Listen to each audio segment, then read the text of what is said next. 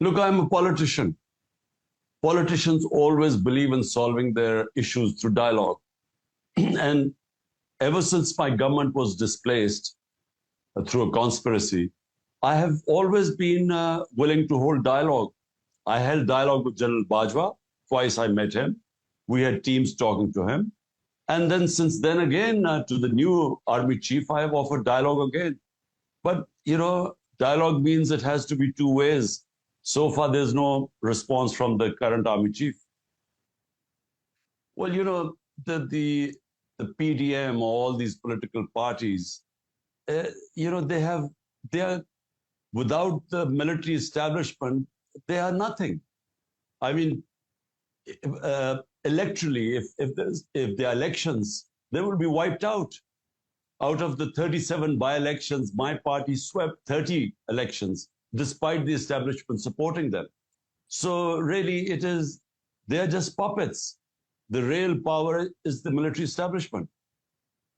I'm doing politics not for myself, for my country.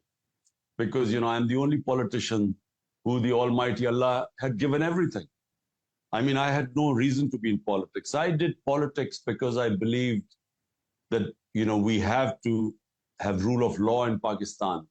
Rule of law gives you freedom. It gives you prosperity. The reason why countries go ahead of other countries because they have justice and rule of law. So my idea is not to seek vengeance from anyone. My idea is what 27 years ago I started my politics, to establish rule of law in Pakistan and genuine democracy. Genuine democracy only comes with rule of law. It's not my party's crisis, it's a crisis of the country right now. In Pakistan right now, we have the law of the jungle now. There is no rule of law left. The judiciary has completely been undermined. The media has been completely muzzled. Media is completely controlled. My political party, which is the largest party in Pakistan, has been, the worst sort of victimization is taking place. 10,000 of my workers are in jail, my senior leadership in jail. There are about over 150 cases on me. So, and what is happening is that in trying to dismantle my party, actually the whole democracy in Pakistan is being dismantled, which is the real worry. Because if you destroy the democracy of a country, you basically destroy its future. Yes, the military establishment, and which means the army chief. Well, what happened was that the way I was arrested from the High Court of Islamabad, the way and it was the army, the commandos, the way they came in and beat everyone and picked me up and treated me like a terrorist, there was a reaction to that. But it was all pre-planned. They used that reaction to actually dismantle the whole party. Because in 48 hours, how can 10,000 workers be immediately jailed? I mean, how can there be such a crackdown unless it was pre-planned? So the whole thing was pre-planned. The way I was picked up, police could have picked me up. Or they could have just taken me. I mean, I'm a 70-year-old man. You don't need a commando action to pick him up. So it was all planned. The reaction, there was going to be a reaction, and they used the reaction then to completely go after the party and dismantle the party. In fact, in 1933, Adolf Hitler did this. The German parliament in Berlin was burnt. He used that as an excuse to completely go after his rivals, which were the communists, and he destroyed them.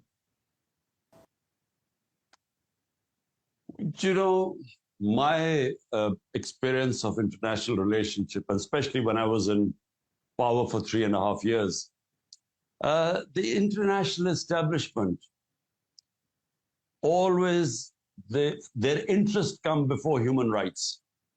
So they will use human rights to blame China for what's happening in Hong Kong or what's happening to the Uyghurs in China. They will use it against Russians, but they do not use it against countries that they have interest with or they are allied to.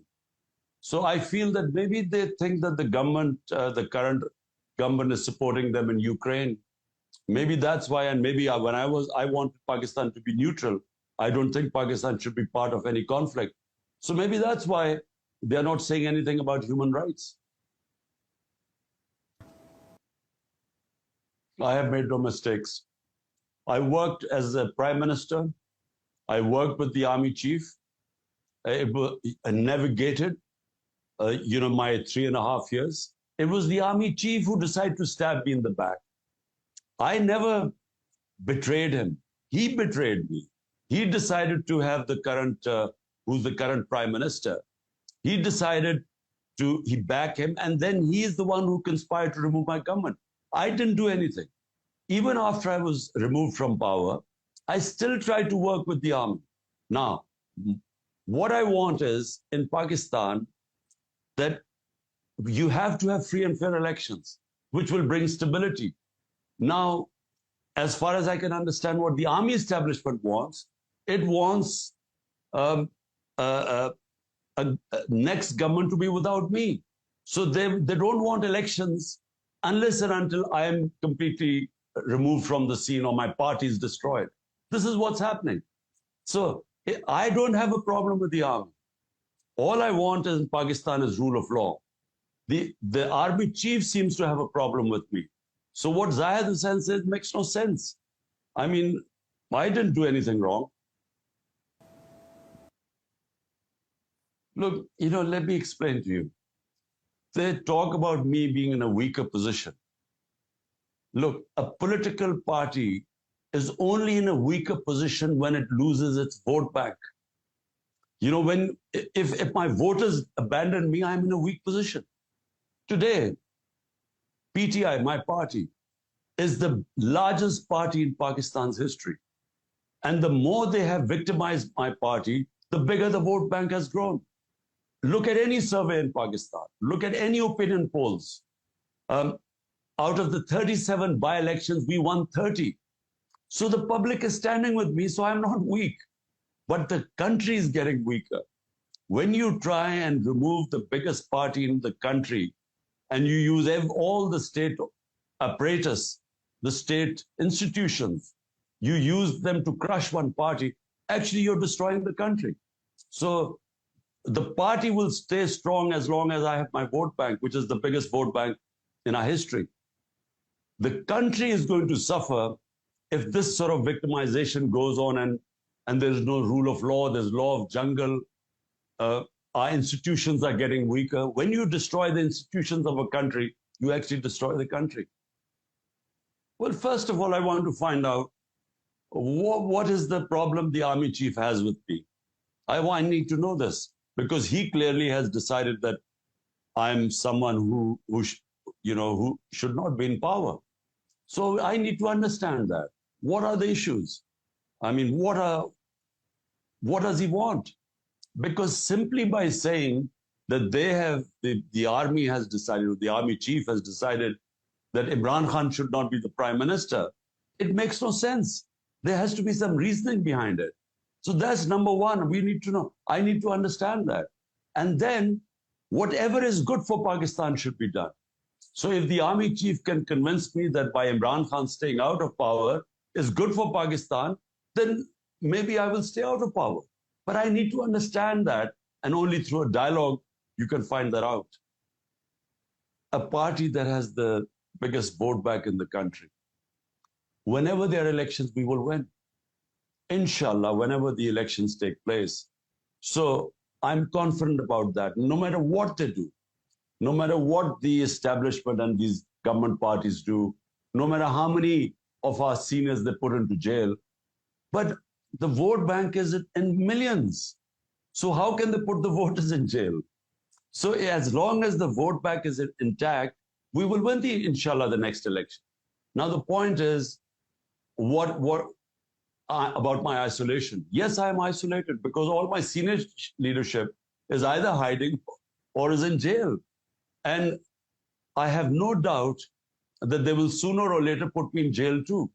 I'm going to Islamabad tomorrow. I have 19 cases, bails in 19 cases. So all they have to do is cancel one case, bail in one case, and I'll go to jail. So I am even mentally prepared for jail. But that's not going to stop them from making my party lose the elections. We will win the elections, inshallah. All these cases are bogus. I mean, whenever I go to the court of law, they give me bail because there's nothing in the cases. And that's why now they have set up military courts. The idea is that, civil courts are not going to convict me. Now they've got military courts. And the military courts are set up because they want to put me in jail. Problem is, people in West do not understand us. They don't understand Islam. Ever since the revolution of Ayatollah Khomeini, the West looks upon Muslim societies as if we are divided amongst fundamentalists and amongst liberals. They don't understand us.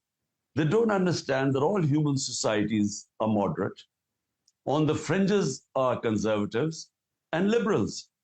Now they can't understand me because, they look upon me as a modern or Western man, and yet they think because I live my life according to the teachings of our holy prophet, peace be upon him.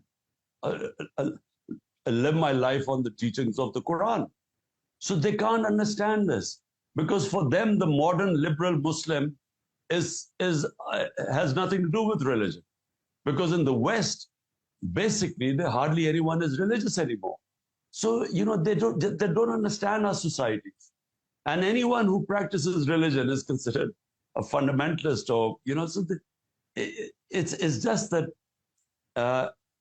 since the revolution of Ayatollah Khomeini, they have a completely blinkered look upon Islamic societies or Muslim societies. So what am I? I consider myself a Muslim who lives his religion. And what are my principles in religion, for a Muslim country? Rule of law, democracy, meritocracy, welfare state, human rights, fundamental rights of women, of weaker sections of the society. But that's what my idea of Islam is.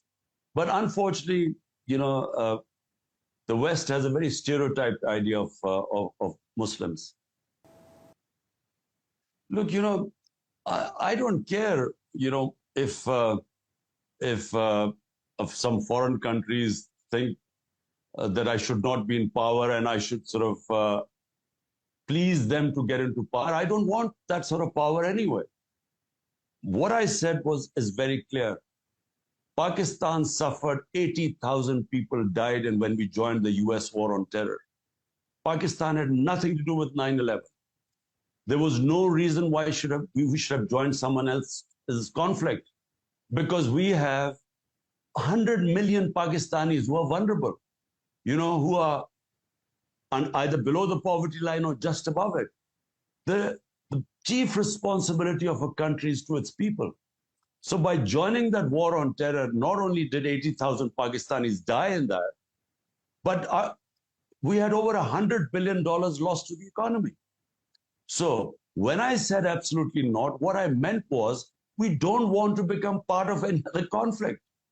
We want to stay neutral. We should concentrate on the welfare of our own people. Whenever you join a conflict, your people suffer.